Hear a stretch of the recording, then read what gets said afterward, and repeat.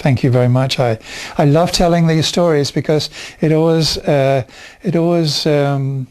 shows just how powerful the human mind is.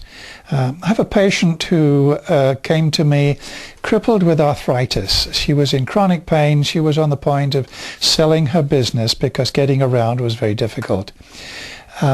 In 2 sessions, we were able to totally block out the chronic pain so that although she still walked with an awkward arthritic gait, she was comfortable and she experienced no pain. And that was a year ago. And to the best of my knowledge, she still is experiencing absolutely no pain. And a late colleague of mine who suffered a stroke in a particularly vulnerable part of the brain, which caused a painful syndrome called the thalamic pain syndrome, was under massive doses of narcotics, and that was going to be his future. His neurologist asked me if there's anything I could do to help him. I did a couple of sessions with him, and as he left the hospital, he said, "Brian, I still get a little bit of pain, but I can control that with a couple of Tylenol." I had a patient who had polymyalgia rheumatica. His neurologist asked me if I would see him because he was having a difficult time moving. Every time he moved, his muscles would go into spasm. I saw him on a Sunday evening and he was lying on a gurney, immobilized. I saw him again on the Monday. I missed Tuesday when I went in on Wednesday. He was sitting on the edge of his bed with a big grin on his face. He said, "Doc, I've been walking all over this ward. I've had no pain since Monday."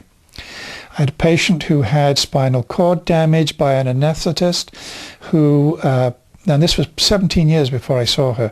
Her family were convinced that she would be committing suicide because of the pain. 3 months subsequent to my seeing her, she was walking again. Unfortunately, we were never able to remove the pain, but at least she could walk. She walked with a very difficult manner because of contractures in her body, but she was walking. I had a patient who had lung cancer. His daughter was a good friend of mine.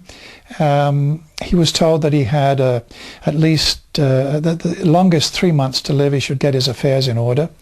I had him visualize a means of getting rid of the cancer cells. And 3 months after we started this, an X-ray showed the absence of his tumor. He died a year later from a small brain hemorrhage, and at the time he died, there was no sign of any tumor in his lung. These are the kind of conditions that I love to be able to treat because it just shows how powerful that relationship is between the mind, the brain, and the body. Unfortunately, they're quite rare, and most of the time I get to treat people who smoke or people who want to sleep or people who want to lose weight.